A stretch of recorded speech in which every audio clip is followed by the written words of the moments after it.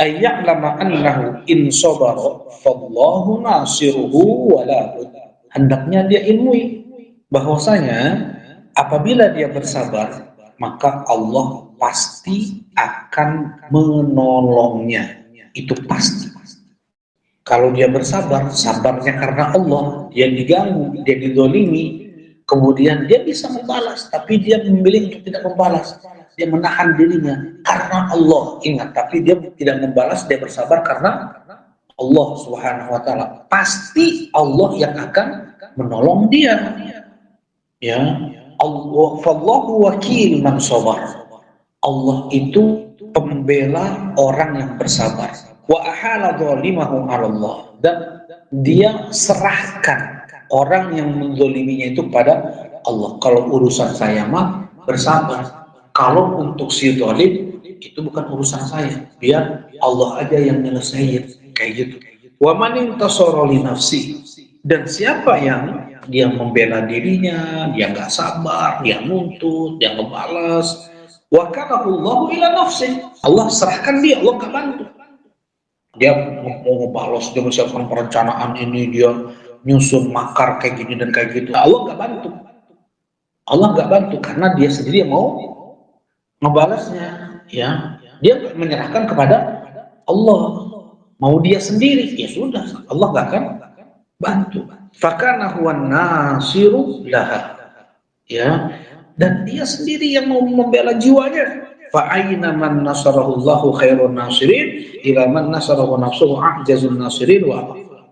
Sekarang bandingkan mana yang lebih baik menjadi penolong, Allah yang menolong, Allah yang membela, ya, yang menghadapi si zalim, atau kita sendiri yang membela jiwa kita dan membalas perbuatan si zalim itu oleh kita. Apa yang paling maksimal bisa kita lakukan kepada si zalim tersebut?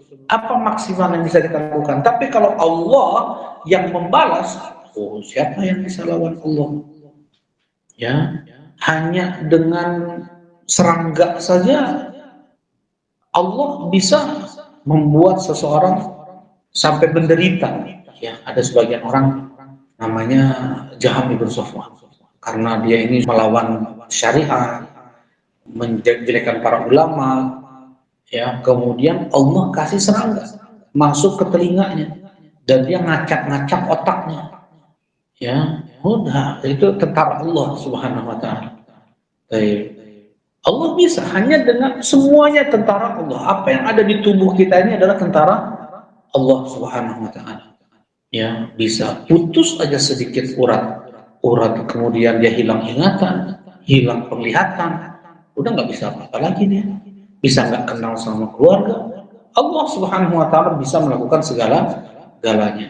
Itu kalau kita serahkan si zalim itu kepada Allah. Tapi kalau kita, apa yang bisa kita lakukan? Maksimal, ya. Nah, jelas ini insyaallah. Nah, jadi kalau kita bersabar, seakan-akan kita menyerahkan si zalim itu biar Allah yang ngurus. Kalau kewajiban saya mah sabar. Allah mengatakan wasta'inu bisabri wassalah. Allah mengatakan ya ayyuhalladzina amanu sabiru wasabiru. Allah nggak nyuruh kita untuk membalas. Ya. Jadi gimana nih si zalim? Allah bilang biar yang menyelesaikan. Kalau kita yang membalas, seberapa paling kita bisa membalasnya? Ya. Nah, dan nggak merasa puas juga kita dalam membalas perbuatan dia itu kepada kita. Jadi kalau dia bersabar, Allah pasti dunia akhirat tuh akan menyelesaikan si zalim ini. Dunia akhirat, di dunia akan dibalas, di akhirat apalagi.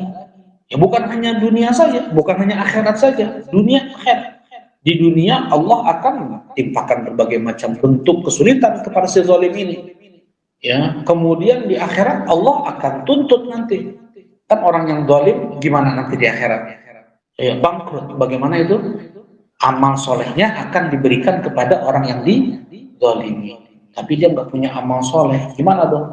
Dosa-dosa orang yang dizalimi ditimpakan kepada si pelaku zalim. Nah, itu di akhirat. Itu baru urusannya antar makhluk, belum urusan dia dengan Allah di akhirat. dia melanggar aturan Allah nggak? Berarti ada juga dosa dia kepada Allah selain dia berdosa kepada makhluk. Iya nggak? Dia pun juga mendolimi Allah Subhanahu Wa Taala. Belum selesai. Ya. Nah, jadi betul-betul ancaman demi ancaman, azab demi azab yang akan dihadapi di akhirat. Barakallahu